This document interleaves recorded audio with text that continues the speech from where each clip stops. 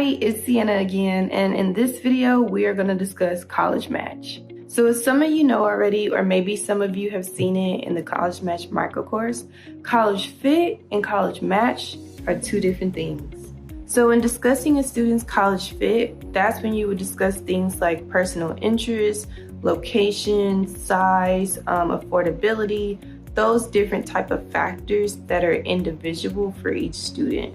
Now, when discussing College Match, that is when you determine if a student's credentials, such as the GPA, their test scores, if things like that match with the college's academic admissions requirements. Once you have that information for your students, such as their GPA and their test scores, you really want to have them sit down and write out all of the colleges that they might have been interested in, maybe that they've heard of, or maybe that they're considering. And for me, this is when the resources from the microcourse really come in handy. So as I'm actually going through the College Match and list building summary, I'm seeing some things that I want to highlight. The first one is when you go down to where it says analyzing match, you can actually see the difference between solid, target, and reach.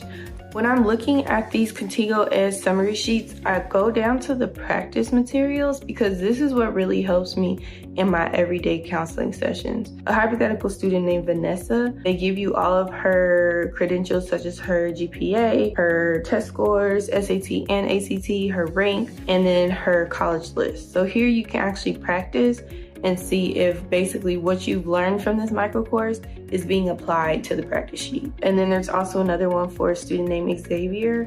And once you're done completing the practice sheets, the answers are actually on page 6. So this is really helpful. So I'm actually gonna do a little bit of practice right now using Vanessa's example. So we're gonna look at her GPA, her test scores, class rank, and the schools that she has. So the first school is Lewis and Clark College. Their admission requirements is a 3.93, and then they have the range of the SAT scores and ACT.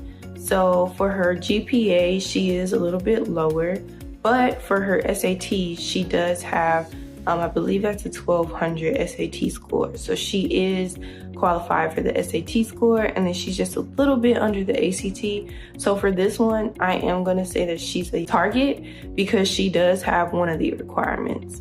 And then I'm going to go on to Oklahoma, and after that, we'll actually check our answers. So for Oklahoma, she does meet and exceed the GPA requirement. She also is in that range again of the SAT requirement.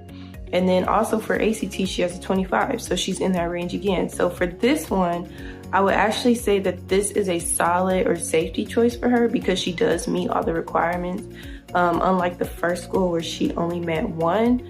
But with this school, or really both of them, I would consider that this is a out-of-state school for her. So you might want to talk to students about like their residency status when it does come to out-of-state schools and what their requirements might be, because it might be different for in-state students than it is out-of-state students. So we go down. I remember the first one I said target, the second one I said solid. So we can go down to our answers. And the first one was target and the second one was solid. Okay.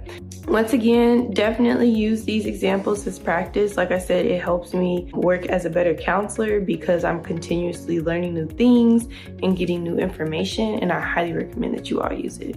And something else that I want to emphasize is, yes, College Fit is important, but College Match is also important because that allows you to have these very realistic, vulnerable, and open and honest conversations with your students about having a balanced wish list and making sure that they do have a good range of solid, target, and reach schools. You don't ever want your student to have a list of all reach schools and no variety. At the end of the day, I know that as counselors, we want the best for our students. Sometimes we do have to give them those real talk conversations and just be honest and open with them. So once again, continue to use these Contigo Ed resources.